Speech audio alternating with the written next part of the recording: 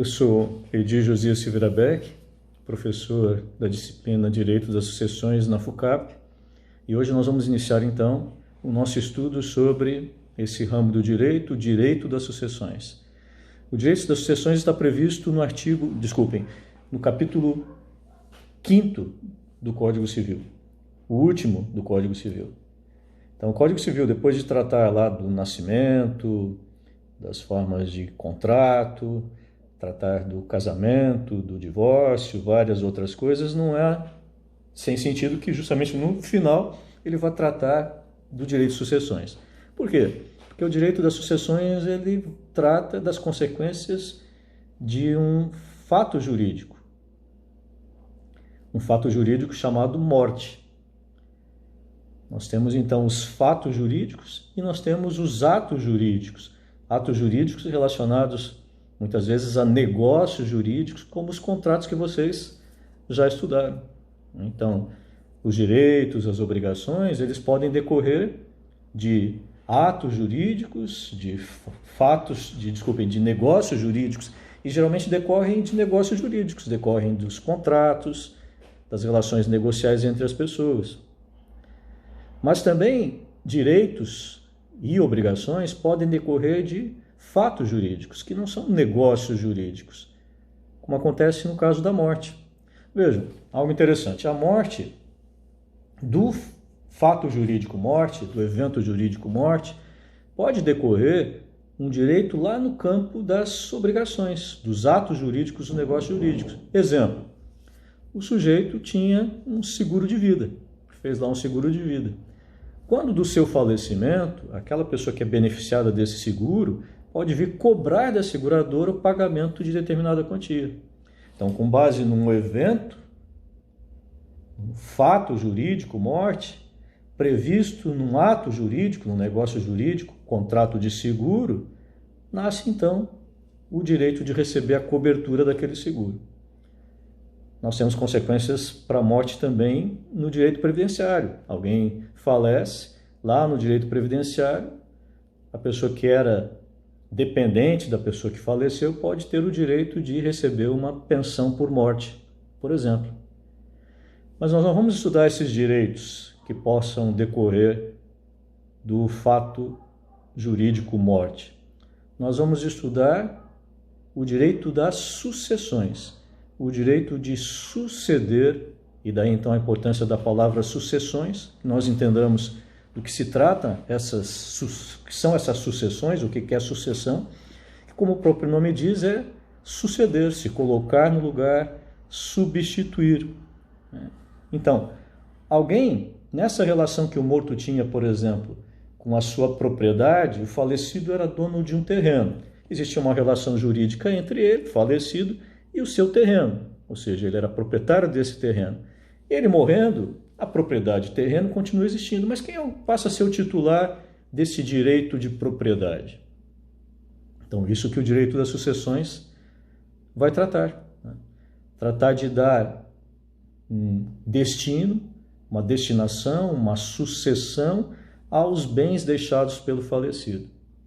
Só que o falecido não vai deixar só bens, o falecido deixa tanto bens, tanto direitos, como pode deixar eventualmente obrigações.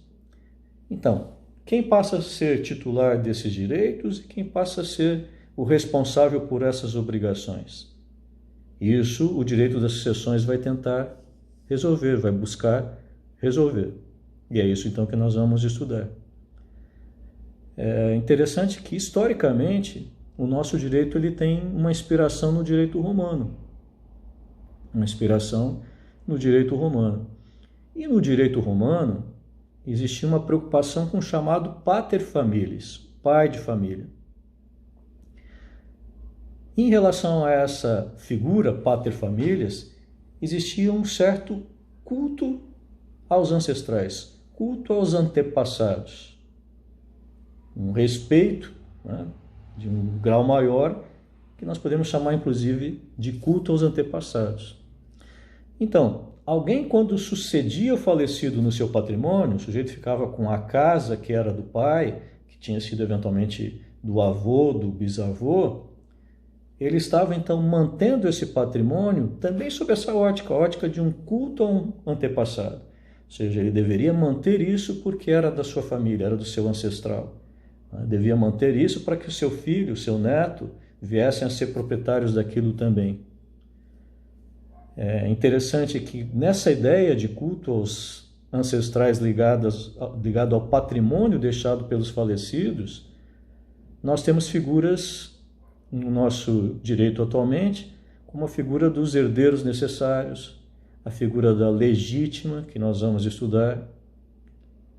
Ou seja, existindo herdeiros necessários, por exemplo, os filhos são herdeiros necessários, o sujeito não pode deixar em testamento percentual além daquele que fica reservado a título de legítima. Ou seja, ele pode deixar em testamento, mas não pode deixar todos os seus bens em testamento, ou todo o seu patrimônio em testamento. Ele tem que reservar parte disso, parte do seu patrimônio, necessariamente para os seus herdeiros necessários, que são, em havendo, os seus descendentes, por exemplo. Então vejam, aparentemente, suceder não seria apenas um direito, mas quase que uma obrigação. Obrigatoriamente, alguém vai ter que suceder o falecido. Um parente seu, um filho seu, vai ter que manter esse culto aos ancestrais, nessa inspiração, então, do direito romano. Então, figuras como essa, que nós vamos estudar mais adiante, figura da legítima, figura dos herdeiros necessários, vão ter essa inspiração lá no direito romano, nessa ideia de um culto aos ancestrais. E por que sucessões, então? Nós temos duas espécies de sucessão: a sucessão legal e a sucessão testamentária. Sucessão legal é a sucessão estabelecida na lei. Como que a lei determina, quais são as determinações da lei em relação ao espólio, esse conjunto de direitos e obrigações deixados pelo falecido. Morrendo alguém, deixando bens, esses bens vão para quem? Deixando obrigações, quem vai ter que cumprir?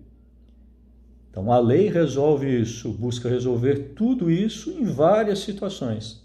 Deixou filhos, não deixou filhos, deixou só pais, deixou apenas irmãos, sobrinhos, mais de um. Como que isso se resolve? A lei vai resolver, então.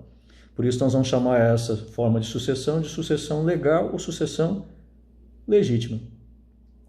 Agora, também existe a possibilidade de que o falecido deixe bens em testamento, ou deixe um testamento.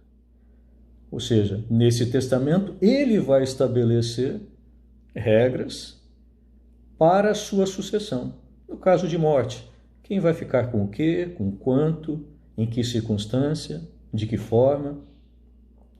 Então, em deixando o testamento, nós vamos ter uma sucessão testamentária. Daí, então, a sucessão legal, prevista em lei, ou a sucessão testamentária, estabelecida pelo falecido, em vida, evidentemente, através do seu testamento. Eu tenho visto ultimamente crescer bastante o interesse de alguns escritórios de advocacia, de alguns advogados, nesse tema, o tema do chamado planejamento sucessório, o que é uma certa novidade aqui no Brasil. São raros os casos em que as pessoas falecem e deixam o testamento. Não é uma tendência que nós temos aqui. E é algo extremamente interessante. É algo extremamente interessante a pessoa ter essa preocupação prévia. Mas e se eu morrer? A lei diz que o meu patrimônio vai ser dividido dessa e daquela forma. É isso que eu quero? É isso. Então tudo bem, não preciso me preocupar. Mas não, eu gostaria de algo diferente. Eu gostaria que parte dos meus bens ficassem com essa pessoa, com aquela pessoa, ou fossem destinados a essa instituição, alguma coisa que o valha. Então, nessa situação, ele pode previamente, evidentemente, através desse chamado então planejamento sucessório, desde logo estabelecer como ele quer que se realize a sua sucessão. É claro que obedecendo à legalidade, né? O testamento, ele não, no Brasil, por exemplo, como eu já disse aqui em outras palavras, Em havendo herdeiros necessários, filhos, por exemplo, o testador não pode deixar a totalidade de seus bens para uma terceira pessoa. Diferente do que acontece em outros países, como nos Estados Unidos. Lá ele pode deixar para qualquer outra pessoa, pode deixar para uma sociedade, para uma ONG, seja lá o que for. Aqui no Brasil ele já não vai poder fazer isso. Ou seja, não existe uma liberdade plena de se testar. Mas existe sim essa possibilidade, que é pouco utilizada.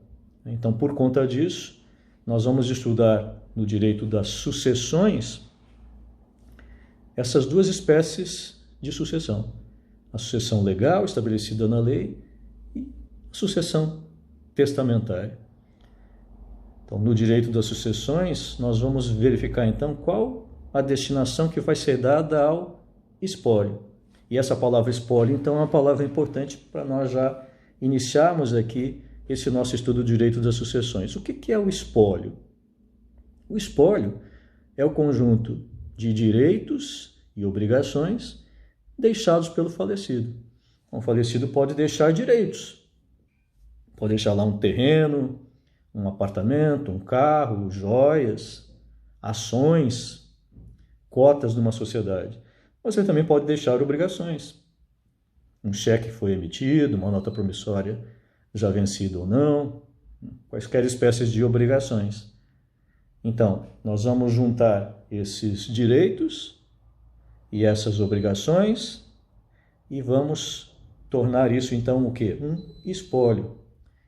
Esse conjunto de direitos e obrigações deixados pelo falecido.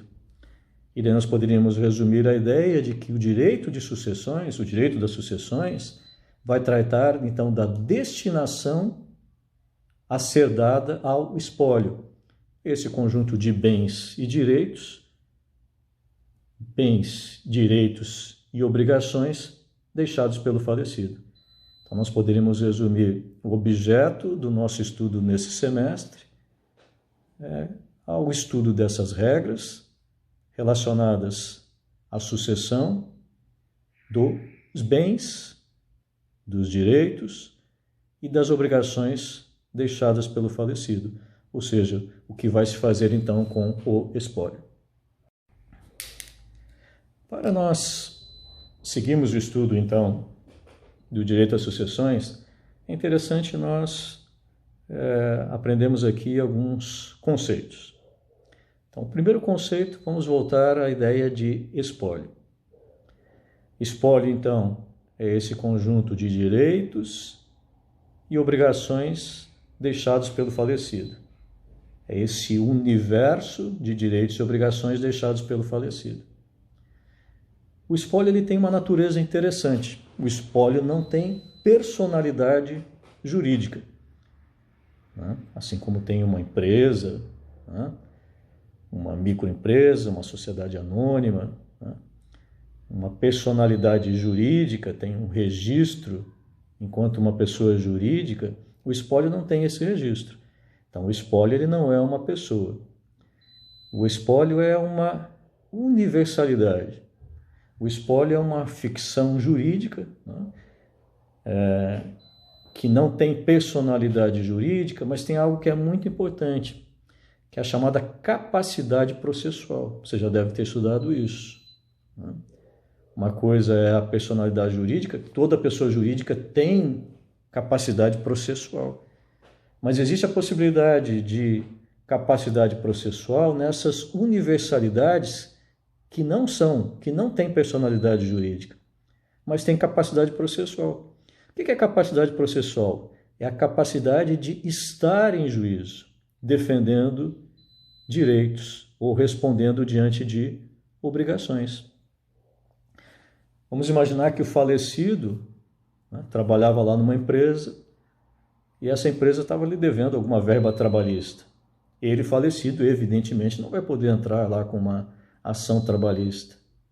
Agora, o espólio, que é esse conjunto, como nós vimos, de direitos e obrigações, tem capacidade processual, muito embora não seja pessoa jurídica, de propor essa ação. Então vai ser lá, espólio de fulano de tal, espólio do falecido, vem propor ação tal e tal contra a empresa tal, para receber aqueles valores que eram devidos ao morto.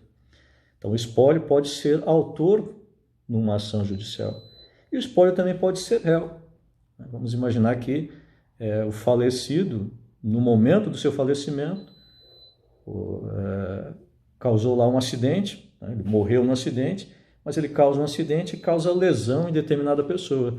Essa pessoa vai poder propor uma ação de indenização. Evidentemente que não vai poder propor uma ação contra o morto. Ela vai poder propor, então, uma ação contra o espólio, que é esse conjunto, essa universalidade de direitos e obrigações deixados pelo falecido, aqui no que interessa, evidentemente, a quem propõe a ação, o conjunto de direitos deixados pelo falecido. Então, vamos gravar bem isso: o espólio não tem personalidade jurídica, mas ele tem capacidade processual. Outros conceitos importantes são os conceitos de abertura da sucessão. Então, nós vamos falar muitas vezes em abertura da sucessão. Não confundam abertura da sucessão com inventário e partilha. O inventário e a partilha é a formalização judicial, junto ao judiciário, da abertura da sucessão que já aconteceu. Quando é que abre a sucessão, então? Quando a pessoa morre. E nós vamos chamar essa pessoa, uma expressão interessante, de autor da herança. Ou seja, o sujeito morre e, por morrer, ele é o autor da herança, ele deixa uma herança para seus sucessores. Então, é nesse momento, no momento morte, que ocorre a chamada abertura da sucessão. A abertura do inventário, a abertura do arrolamento judicial, ou seja, vai se procurar um advogado, vai fazer uma petição, vai propor essa ação em juízo, vai protocolar, não se confunde então com a abertura da sucessão. A abertura da sucessão decorre do evento morte. Não vamos confundir então com esse momento da abertura do inventário e da partilha. Dito isso, então, nós vamos já começar a estudar o Código Civil em si. Então, é muito importante que vocês tenham junto com vocês aí o Código Civil, para que nós possamos, então, vocês possam acompanhar comigo a leitura e os comentários que nós vamos fazer do Código Civil. Sei que pode não parecer o melhor método de ensino, né, mas eu acho muito interessante que nós compreendamos o que está estabelecido na lei, o que está previsto em lei. Né? Geralmente aquilo que é pedido em concurso, no exame da ordem, por exemplo, né? Que nós tenhamos uma compreensão do texto legal e o que significa o texto legal. Então, o primeiro artigo que trata do direito das sucessões do livro 5º é o artigo 1784. O que ele diz? Vamos lá, acompanhe aí comigo. Aberta a sucessão, a herança transmite-se desde logo aos herdeiros legítimos e testamentários. Nós temos aqui nesse artigo o chamado direito de Saissigne, inspirado no Código francês, no direito francês. O direito de Saissigne é uma ficção jurídica. Uma ficção jurídica muito importante. Nós vamos ver a importância dessa ficção mais adiante quando nós estudarmos outros institutos. Então, o que é o direito de Saissigne? O que diz esse artigo? Olha, aberta a sucessão, e quando é que abre a sucessão mesmo? Nós já vimos, com o falecimento da pessoa, então faleceu, já abriu a sucessão. Aberta a sucessão, morrendo a pessoa, o seu patrimônio, desde logo, já se transmite aos herdeiros. Isso é uma ficção.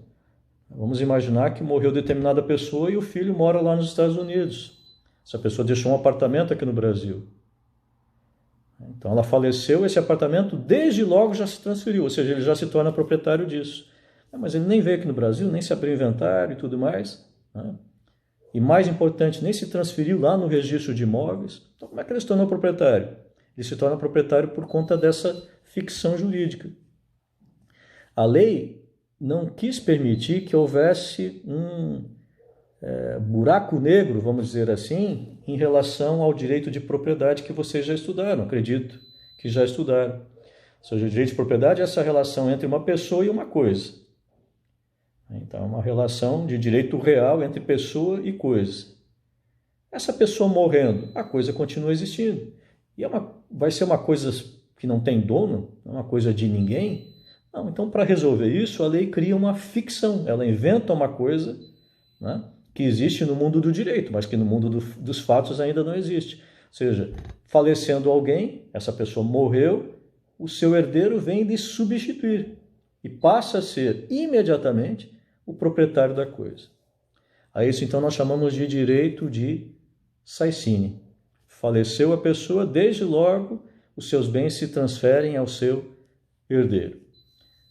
Isso tanto é uma ficção que pode existir a seguinte situação. O falecido, ao morrer, deixou uma dívida. Vamos imaginar que é uma dívida superior, inclusive, ao valor do patrimônio que ele deixa, do apartamento que ele deixa. Então, ele morre, deixando essa dívida e deixando esse patrimônio. Segundo o que nós acabamos de ler aqui, pelo direito de saicine, ele morreu, esse patrimônio já se transferiu para o seu herdeiro. Só que o credor dele vai poder se habilitar lá no inventário e dizer, opa, o sujeito morreu, mas morreu me devendo isso daqui. Se a única coisa que ele deixou é esse apartamento, então esse apartamento vai ter que ser vendido, eu quero o meu dinheiro, né? Eu quero o meu crédito e esse crédito vai ter que sair de algum lugar. E vai sair então dos valores relacionados a esse apartamento. Pode ocorrer então na prática que esse apartamento nem seja efetivamente transferido para aquele herdeiro, porque ele precisa ser vendido para satisfazer o débito desse credor habilitado. Mas isso não impede que no campo ficcional, apenas no campo do direito, né, como eu disse, não no campo dos fatos, esse patrimônio já se transfira desde logo para o herdeiro. Com relação aos bens móveis, nós não temos maiores problemas com essa ideia, sabe? Faleceu, já se transfere para o herdeiro lá, a mesa, as cadeiras, os móveis, as joias, todos esses bens móveis. Agora, em relação aos bens imóveis, nós temos algo diferente aqui. No Brasil, nós adotamos o sistema registral, como vocês já estudaram. Quem que é proprietário de um bem imóvel? Quem que é proprietário de um apartamento? Quem que é proprietário de um terreno? Quem que é proprietário lá de uma casa? Aquele cujo nome está lá na matrícula do imóvel. Lá no registro de imóveis existe uma matrícula. Né? Nessa matrícula está lá definido, descrito bem, terreno urbano com tantos metros quadrados, confrontando ao sul com isso, ao norte com aquilo. Né? Então esse bem está definido lá, está inscrito, está matriculado lá. E lá consta o nome do proprietário, João dos Anzóis. O João dos Anzóis, se vender para alguém, vai lá, faz uma escritura pública, vende para a Maria pega aquela escritura pública e vai lá e registra lá na matrícula do imóvel o nome dela. A partir desse momento que ela se torna proprietária. Antes disso, o proprietário continua sendo o João. Porque no nosso sistema só é proprietário do bem imóvel aquele cujo nome consta na matrícula imobiliária. Se o nome ainda não está lá na matrícula, não adianta ele ter uma escritura pública de compra e venda. Se ele não vai lá e registra, ele ainda não é proprietário. Com relação ao evento morte, nós temos algo diferente. Então, o João era proprietário. O nome dele está lá como proprietário daquele terreno. O João morreu, mesmo que o nome do herdeiro não vá lá para a matrícula imediatamente, o herdeiro já é considerado proprietário. Ou seja, então é uma exceção a essa regra de só se considerar proprietário aquele cujo nome consta na matrícula, porque o nome do herdeiro ainda não está lá na matrícula. O nome do herdeiro vai lá para a matrícula, eventualmente, quando os juízes pedirem um formal de partilha, alguma coisa assim, ele pega esse formal de partilha, que a gente também mais adiante vai estudar o que é, pega esse formal de partilha, vai lá e faz esse registro no registro de imóveis na matrícula.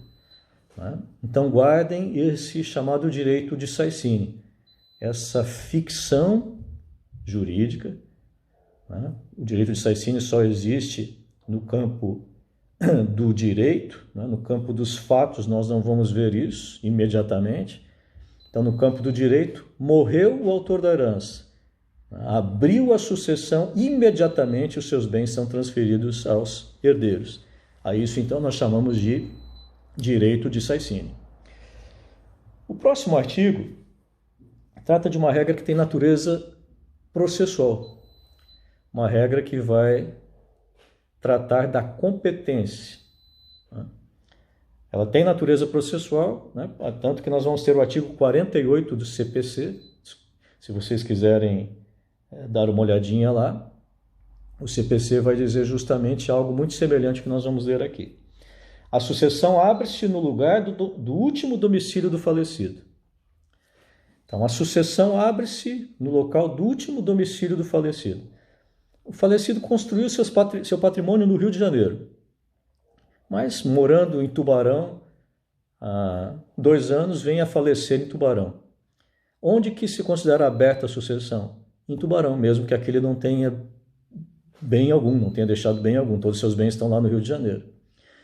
A consequência disso, lá no artigo 48 do CPC, é uma consequência de ordem processual, para estabelecer qual a consequência, qual o foro competente para tratar, então, da sucessão. Qual é o foro competente para a abertura da sucessão? Qual é o foro competente para a abertura, do inventário e da partilha?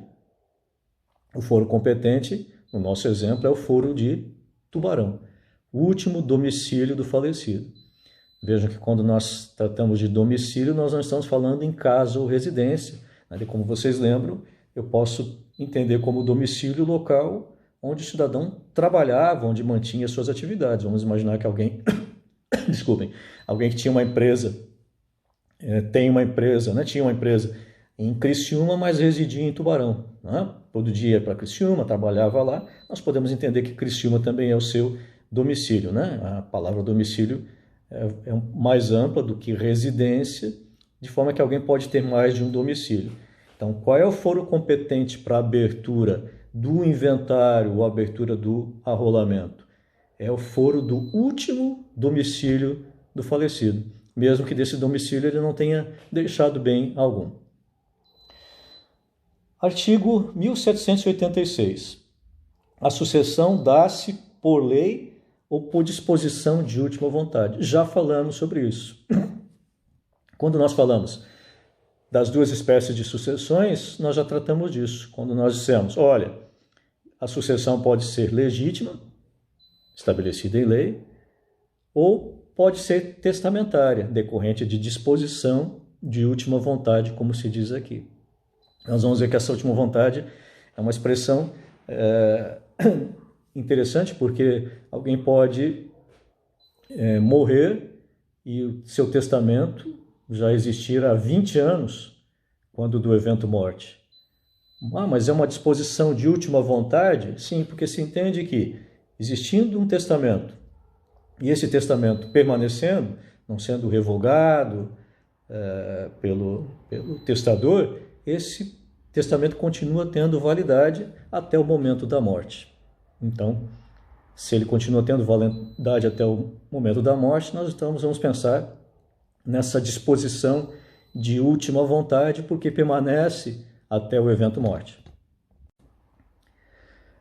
O artigo 1787 diz o seguinte: regula a sucessão e a legitimação para suceder a lei vigente ao tempo da abertura da sucessão. Ou seja, vamos imaginar que morreu alguém e alguns dias, um tempo depois da morte, vem lá o legislador e muda aqui o Código Civil, estabelece novas regras para a sucessão. Qual a lei que nós aplicamos? Nós aplicamos a lei do momento do inventário, da abertura do inventário, da abertura da partilha? Não, nós aplicamos a lei vigente ao tempo da abertura da sucessão, que, como nós já vimos, o momento do evento morte.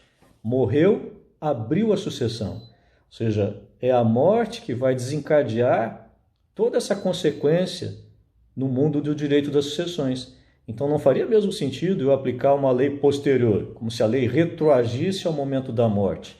Não. O que origina o direito, o fato jurídico que gera o direito, é a morte. Então é natural que nós vamos utilizar a lei vigente ao tempo da morte, ao tempo da abertura da sucessão, e não uma lei posterior àquele momento. Artigo 1788. Morrendo a pessoa sem testamento, transmite-se a herança aos herdeiros legítimos. Sucessão legítima. A pessoa morreu, não deixou testamento. Quem que vai herdar? Nós vamos ver lá a ordem sucessória. Primeiro os filhos, os ascendentes, esposa, colaterais, o Estado pode vir até herdar quando não tiver outros parentes, mas isso nós vamos ver no momento apropriado. O que é interessante aqui é nós guardarmos essa ideia. Morreu, não tinha testamento. Quem é que vai resolver a sucessão? A lei. Quem que é herdeiro? Aqueles que a lei disser que são herdeiros. Por isso, herdeiros legítimos. Quando a gente fala herdeiro legítimo, é o herdeiro apontado pela lei. Herdeiro legítimo. Continua o artigo. O mesmo ocorrerá quanto aos bens que não forem compreendidos no testamento. E subsiste a sucessão legítima se o testamento caducar ou for julgado nulo. Então, o sujeito deixou o testamento. Só que ele não deixou o testamento quanto a todos os seus bens. Ele tinha lá um patrimônio enorme. Ele deixa uma empresa, estabelece a sucessão relacionada àquela empresa. Olha, minhas cotas dessa empresa, patrimônio lá relacionado a essa empresa, tal e tal, eu estabeleço que vai ficar para determinada pessoa, que nem é parente dele. Pode fazer isso? Pode, se não atingir a legítima, que a gente vai ver mais adiante, ele pode fazer isso sem problema. Mas veja, ele não deixa em testamento todo o seu patrimônio, ele deixa parte do seu patrimônio em testamento.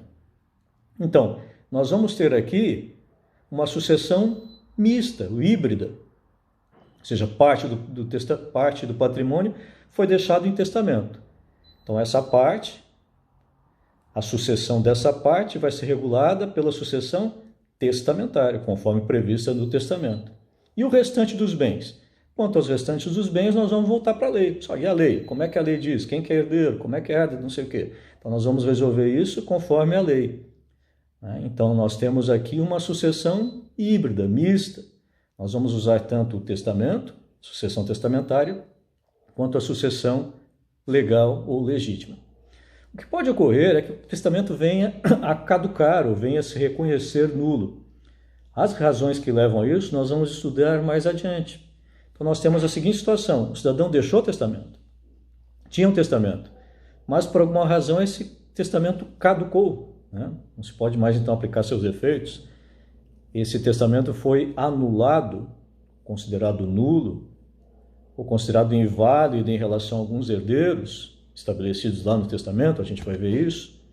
Então, o sujeito deixou testamento, mas esse testamento é anulado, ou considerado nulo ou caduca, é como se o testamento não existisse. Então, evidentemente, se é como o testamento não existisse, a sucessão então passa a ser legal ou legítima na forma estabelecida em lei. Havendo herdeiros necessários, artigo 1789. Havendo herdeiros necessários, o testador só poderá dispor da metade da herança. Essa metade da herança nós vamos chamar de legítima. Então, ele deixa herdeiros necessários. Nós vamos ver mais adiante quem são os herdeiros necessários, vamos voltar aqui. Por enquanto, vamos fixar a ideia de legítima. O que é legítima? Legítima é a porção que a lei diz que tem que ser reservada para os herdeiros necessários. Já vou exemplificar. Se o sujeito deixa filho, o filho é um herdeiro necessário. Então, nessa situação, ele não vai poder deixar em testamento todos os seus bens. Ele vai poder deixar em testamento quanto? Apenas metade desses bens. Porque a outra metade pertence à legítima. Pertence, ou vai pertencer por sucessão, aos herdeiros necessários. Então, em havendo herdeiros necessários, o testador não vai poder deixar em testamento mais de 50% ou mais da metade de seu patrimônio. Então, o que é a legítima? A legítima é essa metade do patrimônio que precisa ser reservada, deixada de lado do testamento, porque ela precisa ser destinada aos herdeiros necessários. Artigo 1790, nós nem vamos ler. Por que nós não vamos ler o artigo 1790? Porque, entendeu? Supremo Tribunal Federal pela inconstitucionalidade, né, de uma forma reflexa, desse dispositivo, porque ele estaria tratando a união estável de forma diversa do casamento. Então, na visão do Supremo, né, que já há tempo vinha sinalizando nesse sentido, existiria então uma igualdade entre a união estável e o casamento. E aqui eu me permito fazer uma crítica, né, a essa visão do Supremo, que é uma visão totalmente equivocada. Por que ela é totalmente equivocada? Porque, muito embora a Constituição reconheça a união estável, né, como uma entidade de natureza familiar, ela jamais vai tornar equivalente união estável ao casamento. Tanto que a própria Constituição, ao reconhecer a união estável, diz que a lei deve facilitar a sua conversão em casamento. Ora, se a Constituição diz que a lei deve facilitar a conversão da união estável em casamento, é evidente que ela não está que ela está dizendo que não são a mesma coisa. Fosse a mesma coisa, por que nós iríamos então ter lá no texto constitucional essa determinação de facilitação da conversão da união estável em casamento? São coisas distintas.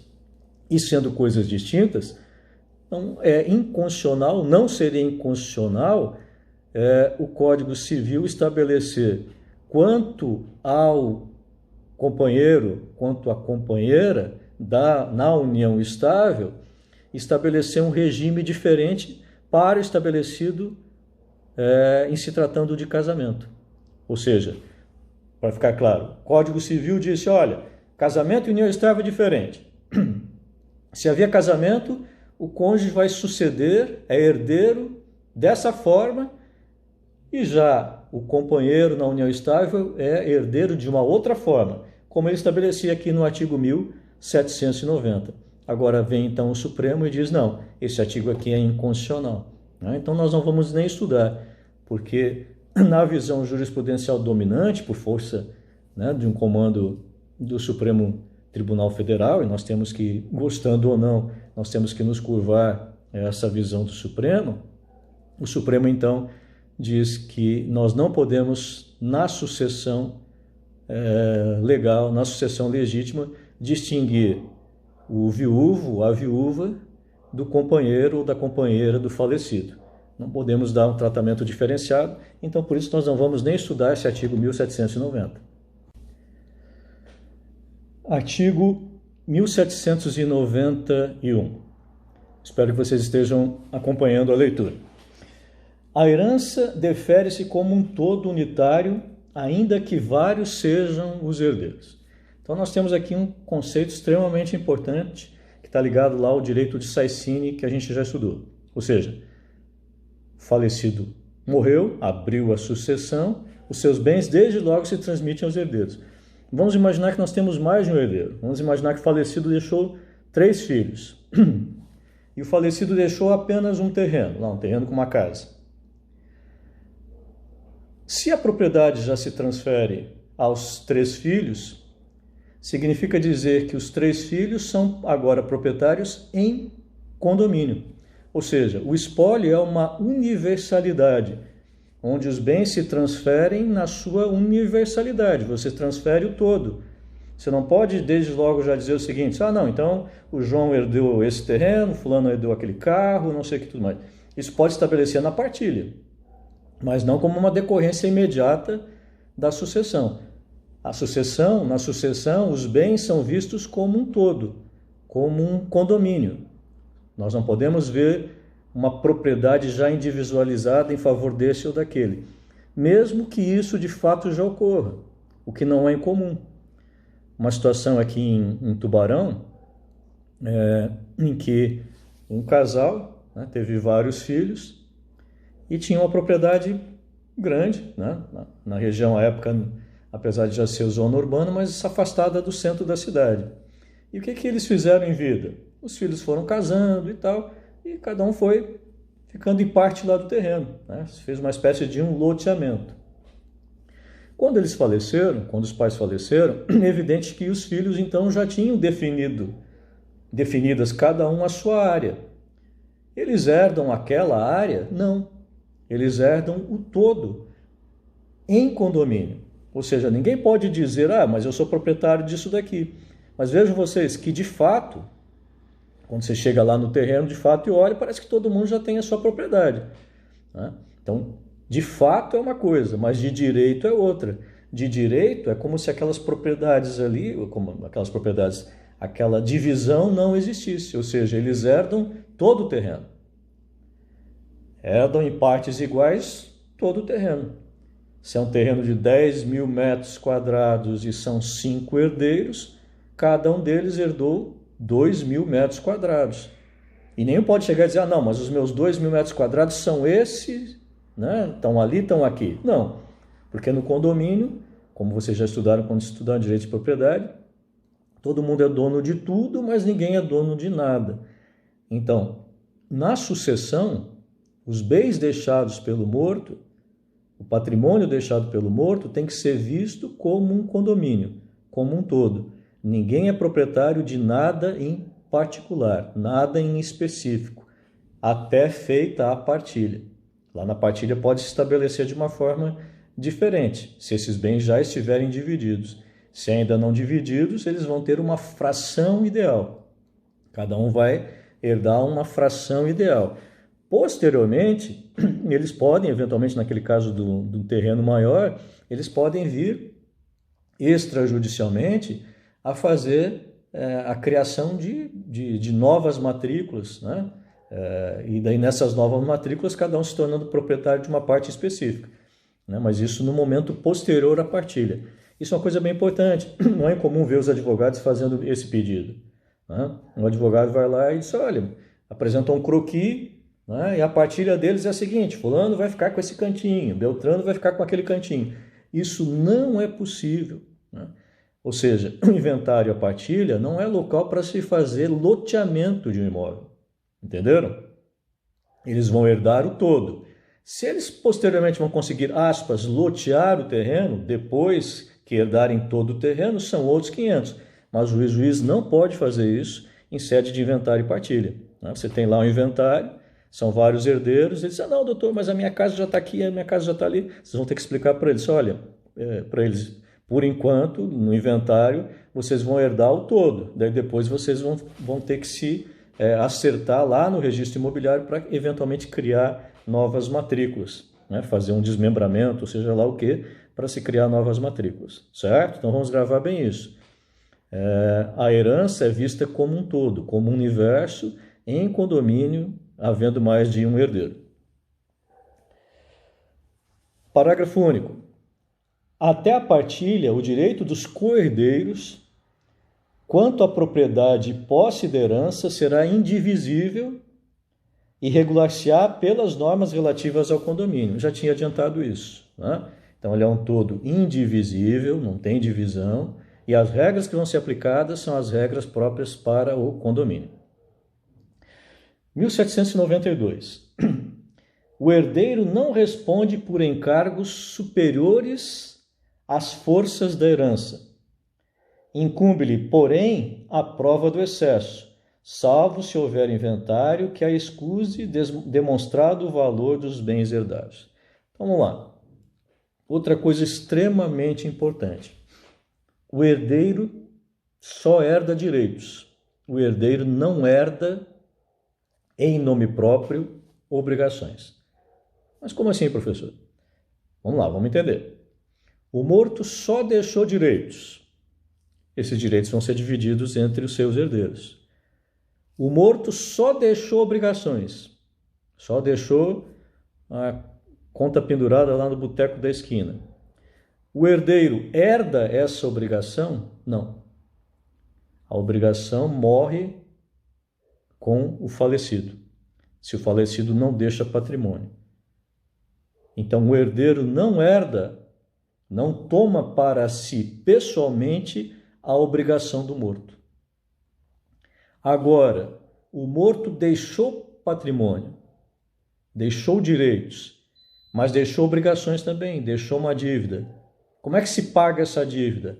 Se paga essa dívida com os bens do espólio. Então nós vamos dizer o seguinte: o espólio responde pelas obrigações e não o herdeiro. Entenderam a diferença? O herdeiro, ele herda, aspas, indiretamente aquela obrigação. Por quê? Porque aquela obrigação vai ter que ser cumprida tirando valores da sua herança. Mas é a herança que responde e não o herdeiro. O herdeiro vai responder por consequência, como um efeito. Mas não existe uma obrigação dele. Porque se existe uma obrigação, vamos imaginar então que o falecido, o autor da herança, morreu sem deixar bens. O credor do falecido poderia propor uma ação de cobrança ou execução contra o herdeiro, porque o herdeiro herdaria também a obrigação. Não, isso não acontece, o herdeiro não herda a obrigação. O credor não pode entrar com uma ação de cobrança contra o herdeiro.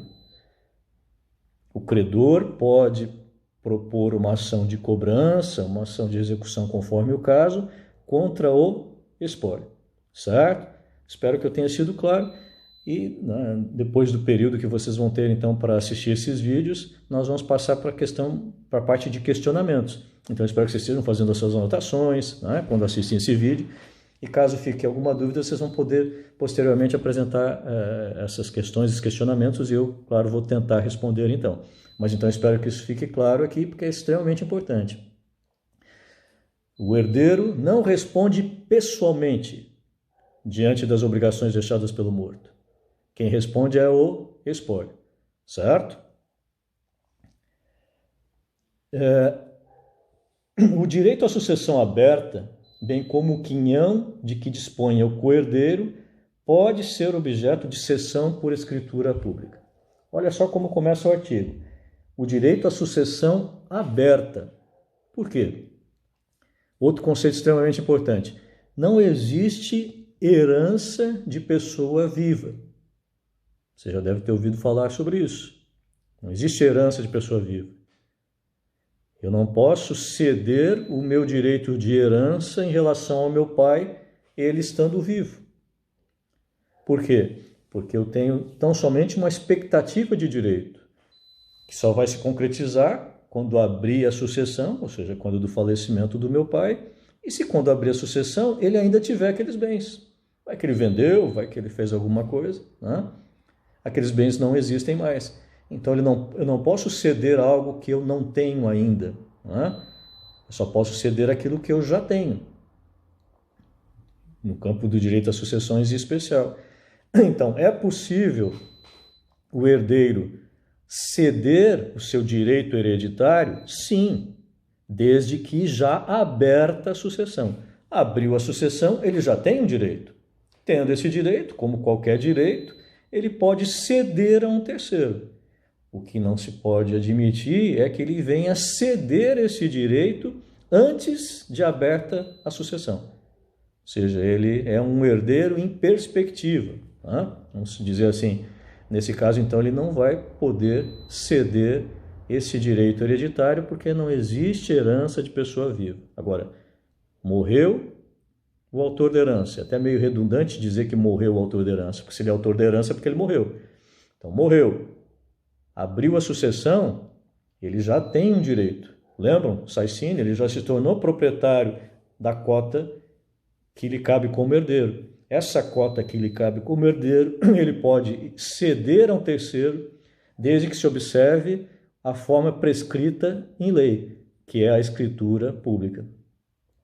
Lembram lá quando vocês estudaram a validade dos negócios jurídicos?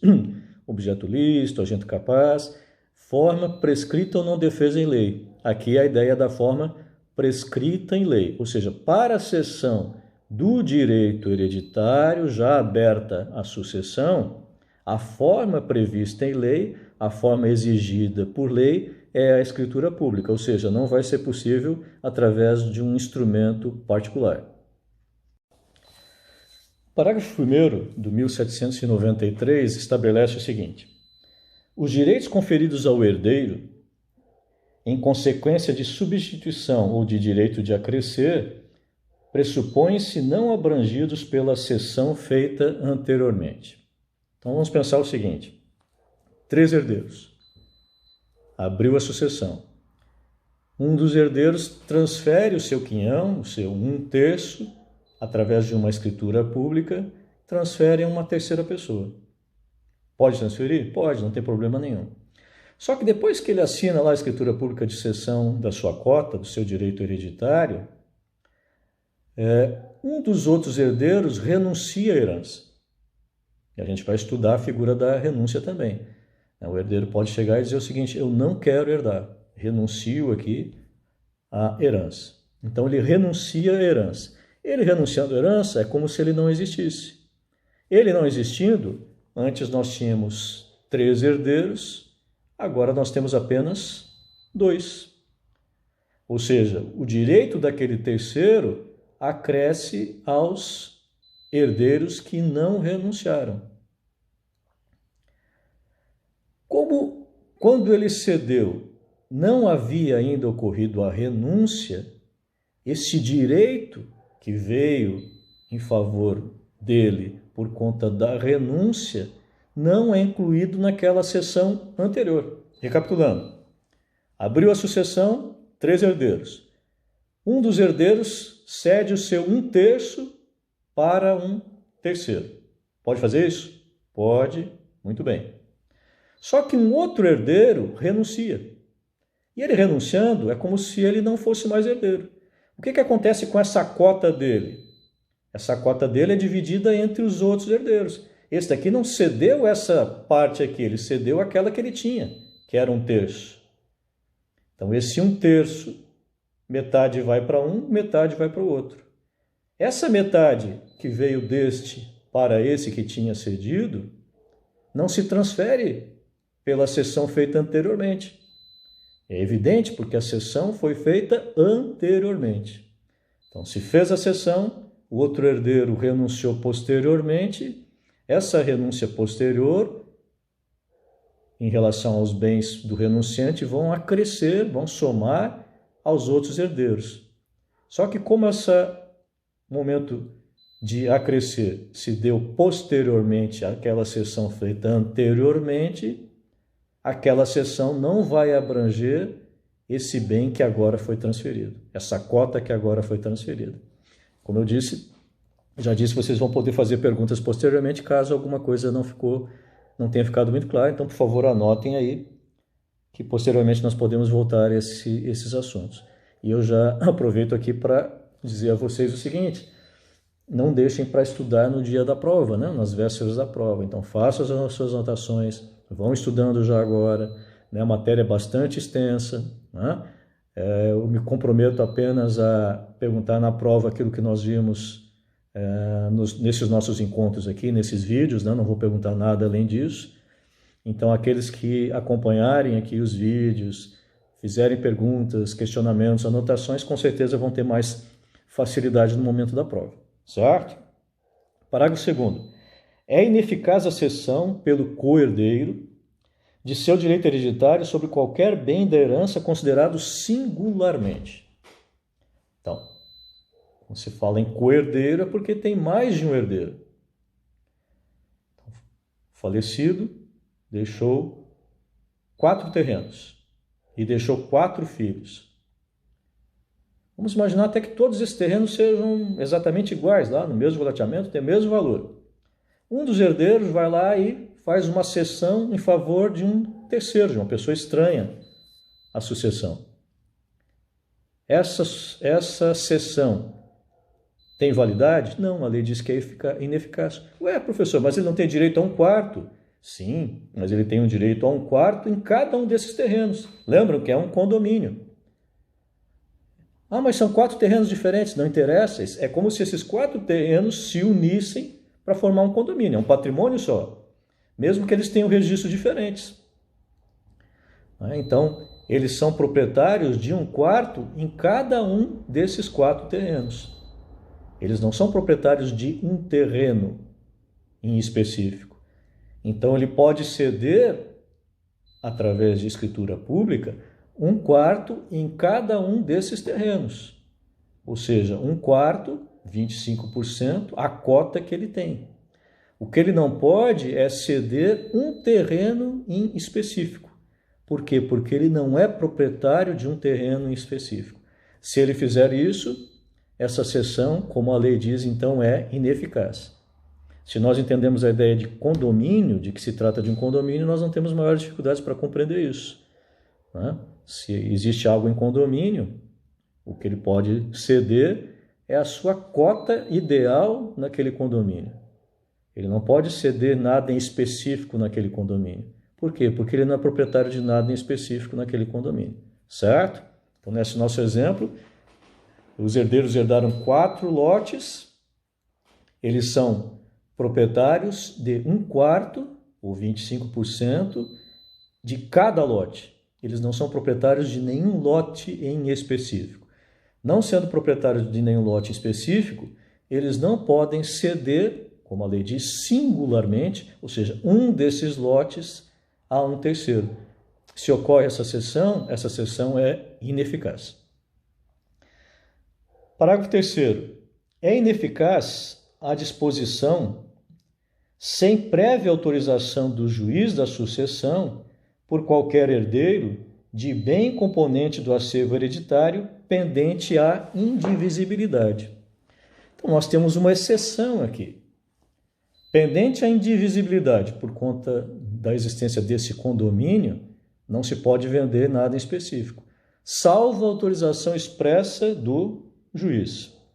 Então, havendo a autorização expressa do juiz, uma circunstância provavelmente vai passar pela concordância dos demais herdeiros, então seria sim possível que um dos herdeiros fizesse a cessão de uma parte específica, né, de um bem específico pertencente ao espólio, fizesse essa cessão em favor de um terceiro. Então, a exceção, a regra é, não pode se fizer ineficaz. Exceção, havendo autorização judicial do juiz da sucessão, vale dizer, do juiz lá que está presidindo o inventário ou a partilha. Artigo 1794. O coerdeiro não poderá ceder sua cota hereditária a pessoa estranha à sucessão se outro coerdeiro a quiser tanto por tanto. Então, estamos pensando aqui especialmente na chamada cessão onerosa. Ou seja, o herdeiro cede a um terceiro a sua cota, mas mediante remuneração. É uma cessão onerosa. Então, se a cessão é onerosa, na verdade a gente poderia chamar, entre aspas, né, pessoal? Poderia chamar de venda, né, do seu direito sucessório, venda do seu quinhão, essa cessão onerosa, ela é possível desde que se dê aos demais herdeiros o chamado direito de preferência. Então vamos pensar o seguinte: chega alguém lá no seu escritório, né, sei lá, advogado, chega alguém lá no escritório e diz o seguinte: doutor, seguinte, eu herdei uma fazenda do meu pai junto com os meus 2 irmãos. E surgiu lá uma oportunidade de eu vender a minha cota, de eu ceder o meu quinhão de 1/3. O cidadão me ofereceu tanto. Eu estou muito interessado, porque o preço é muito bom. Posso vender? O que vocês vão dizer para ele? Olha, é possível vender, mas os teus 2 irmãos, têm direito de preferência. Como é que então se exerce esse direito de preferência? O que vocês fariam? Faz lá então uma notificação, né? Ou chama eles eventualmente ali no escritório, né? Pega a concordância deles.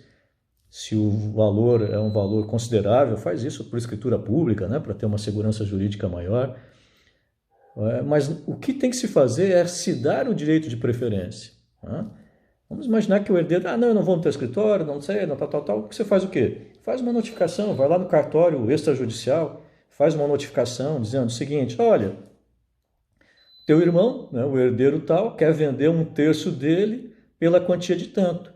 E ele te dá o prazo de tanto para tu fazer o depósito dessa quantia. Faz essa notificação em relação aos 2 irmãos. Por quê? Porque esses 2 irmãos têm o direito de preferência. E essa regra é uma regra que vale para o condomínio em geral, né? Então aqui no caso de herança, nessa universalidade que é tida como um condomínio, não é vista de forma diferente. Então, o coerdeiro pode ceder em favor de um terceiro mas ele tem que dar o direito de preferência aos demais herdeiros. Como é que se formaliza isso? Por favor, né? Ah, não, eu liguei para ele, ele disse que não quer. Chega lá o sujeito na frente do juiz, não ligou coisíssima nenhuma. Eu quero. E daí como é que fica? Né? Para o leigo até vai lá. Agora um advogado, não se admite que um advogado haja com uma forma amadora dessa. Né? Então ligou lá para o sujeito, não, mas eu concordo, mas então o senhor poderia vir aqui no meu escritório, eu vou mandar aí para o senhor um documento para que o senhor assinar dizendo que concorda com a venda? Muito bem. Né? Se ele faz isso, mas não esqueçam então que vocês têm que ter a concordância, porque aquele coerdeiro tem o direito de preferência diante de terceiros. Se ele não exerce esse direito de preferência, faz a notificação. Olha, ele deu 30 dias, não vai fazer também como alguns advogados falam, prazo de 48 horas para depositar 500 mil reais. Também não é assim, né? Tem que ser um prazo razoável. Ele deu prazo de 30 dias para depositar na conta tal, né? A quantia de 500 mil reais, feito o depósito, né? Então se faz a cessão em favor daquele que fez o depósito. Passado esse período não feito o depósito, então se entende que ele não exerceu o seu direito de preferência, não exercendo, então, o coerdeiro pode fazer essa cessão em favor de um terceiro. Artigo 1795. O coerdeiro, a quem não se der conhecimento da cessão, poderá depositar do preço haver para si a cota cedida, a estranho, se o requerer, até 180 dias após a transmissão. Então, após 180 dias da transmissão, dessa cessão feita sem o conhecimento dos demais herdeiros, o herdeiro que tem interesse pode chegar e dizer, não, o outro herdeiro lá cedeu por 100 mil reais. Está aqui, deposita em juízo, no juízo da sucessão, né, já aberto inventário e partilha. Se não houver abertura de inventário e partilha, qual é a ação apropriada para fazer isso? Chama-se de ação de consignação. Né? Então vai lá e vai consignar em juízo esse valor e dizer o seguinte, olha, eu fiquei sabendo que o coerdeiro cedeu, vendeu, né, por 100 mil reais a cota dele, eu tenho interesse nessa cota, está aqui os 100 mil reais. Fazendo isso 180 dias daquela sessão, aquela sessão lá não tem validade, né, e aquela cota então que seria transferida para um terceiro, é transferida em favor desse herdeiro. Se o preço já foi pago ao cedente anterior, esse valor então é liberado em favor da pessoa que havia comprado esses direitos hereditários. Se o preço ainda não foi pago, esse valor vai ser liberado em favor daquele outro herdeiro. Sendo vários os coherdeiros, parágrafo único, sendo vários os coherdeiros a exercer a preferência, entre eles se distribuirá o quinhão cedido, na proporção das respectivas cotas hereditárias. Então vamos imaginar que se vendeu lá, se fez aquela cessão, sem a concordância dos demais herdeiros, se fez a cessão da cota por 100 mil reais. 3 herdeiros. Um deles cedeu a sua cota por 100 mil reais em favor de um terceiro. Os outros dois têm interesse. Os outros dois têm interesse, chegam lá e dizem, olha, cada um deposita 50. Né? Mas eu só tenho 30 e o outro tem 70. Um deposita 30, outro deposita 70. Então, se faz uma proporção entre o valor depositado. Se esse valor é igual, eles vão, então, se tornar herdeiros metade, cada um metade daquela cota anterior. Se eram 3, se os dois compraram aquela cota, então agora... né? Na conta matemática aqui, cada um vai ter, então, direito a metade daquele bem, certo? Se alguém paga um valor maior, porque o outro não tem como pagar aquela quantia, né? Então se faz uma conta matemática, esse que pagou mais vai receber a mesma proporção da cota que havia sido cedida anteriormente. No prazo de 30 dias a contar da abertura da sucessão, instaurar-se-á o inventário do patrimônio hereditário perante o juízo competente no lugar da sucessão para fins de liquidação e, quando for o caso, da partilha da herança. Então, esse prazo legal de 30 dias para aberta a sucessão, ou seja, do momento da morte, um prazo de 30 dias para a abertura do inventário ou do arrolamento. Nós sabemos que os estados podem aplicar multa para o caso de atraso para o caso de não cumprimento desse prazo estabelecido em lei, do prazo de 30 dias para a abertura da sucessão. Vejam que a abertura do inventário. Tá? A abertura do inventário é algo extremamente simples. Tá? Uma petição, se apresenta lá a certidão de óbito, tá? E se pede a abertura desse inventário. Isso já seria suficiente para se entender aberto o inventário nos 30 dias da abertura da sucessão. O processo de inventário e rolamento, né, se nós tivermos algum tempo mais lá no final, nós vamos tratar das questões processuais, talvez a gente não tenha tempo, é um processo relativamente simples. Né? Eu já tive inventários decididos em questão de semanas. Daí quando se diz, não, mas como é que o juiz em poucas semanas já decidiu esse inventário e o outro demora um monte de tempo? Quando o advogado traz toda a documentação necessária. Né? Nós temos advogados que conhecem bem, né? Lidam com o assunto, já chegam ali na própria petição inicial e já traz tudo aquilo que é necessário, já traz procuração de todos os herdeiros, comprovante de todo o patrimônio alegado, comprovante de pagamento dos tributos, quando o caso e tudo mais, né? Já traz a partilha, uma questão simples, o juiz olha aquilo, se é o caso de homologar, o juiz já pode homologar.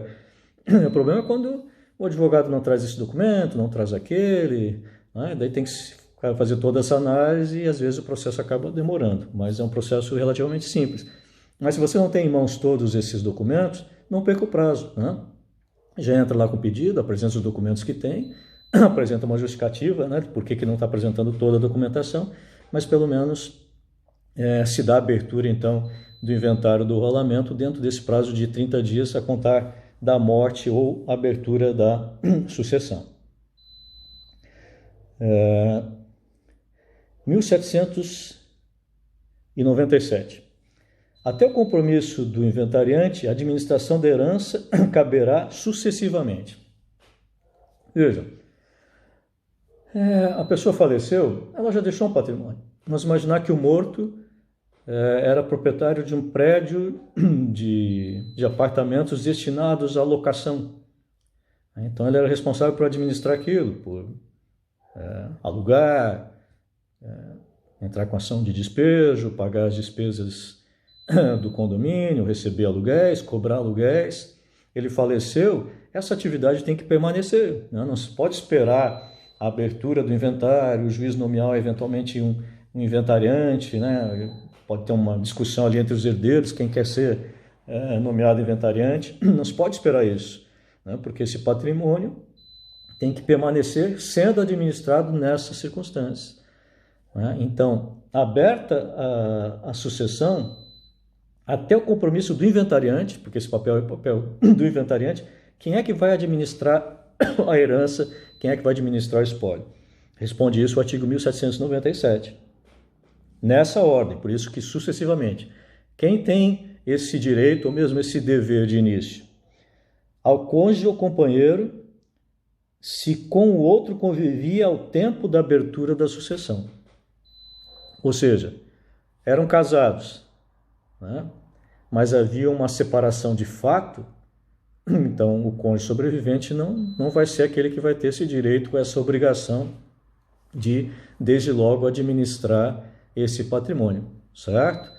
Porque então, cônjuge ou companheiro, por primeiro, desde que o casamento ou a união estável existisse de fato no momento da abertura de sucessão. É estranho falar em a união estável existir de fato, porque a união estável só existe de fato, né? Diferente do casamento, que existe de direito e pode existir de fato também. Não sendo o cônjuge, porque não preenche aquele requisito ali. 2. Ao herdeiro que estiver na posse e administração dos bens. E se houver mais de um nessas condições, ao mais velho. Então, cabe a quem? Ao herdeiro. E o herdeiro aqui não é necessariamente filho, né? Nós podemos ter situações onde nós temos o herdeiro neto também. Filhos e netos a gente vai ver depois, ao mesmo tempo. Então, vamos imaginar que tem 2 filhos que são herdeiros e 3 netos. Vamos imaginar que um desses netos é aquele que ajuda lá o vô falecido na administração da fazenda. Então ele vai permanecer na administração, o que é bastante razoável, né? Nós estamos falando aqui em administração. Ou seja, os bens, aquele patrimônio precisa continuar sendo administrado. Então, se já tem alguém que está administrando, nada melhor que permaneça essa pessoa. É claro que com as responsabilidades decorrentes dessa administração. Então, primeiro o cônjuge ou companheiro ou o herdeiro. Dentre os herdeiros, aquele que está na administração. E se nós tivermos mais de um na administração, dentre eles, então, o mais velho. Ao testamenteiro. Quem que é o testamenteiro? Testamenteiro é aquele indicado pelo testador. Daí nós estamos falando aqui não em sucessão legítima. Nós estamos falando aqui em sucessão testamentária. É evidente que só na sucessão testamentária é que nós vamos ter a figura do testamenteiro. A pessoa de confiança do juiz, na falta ou escusa das indicadas nos incisos antecedentes. Eles não são obrigados a aceitar.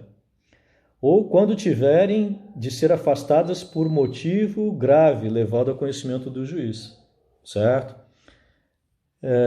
Até o compromisso de inventariante. Nós podemos ter aqui uma medida antecipatória, né? A própria abertura do inventário.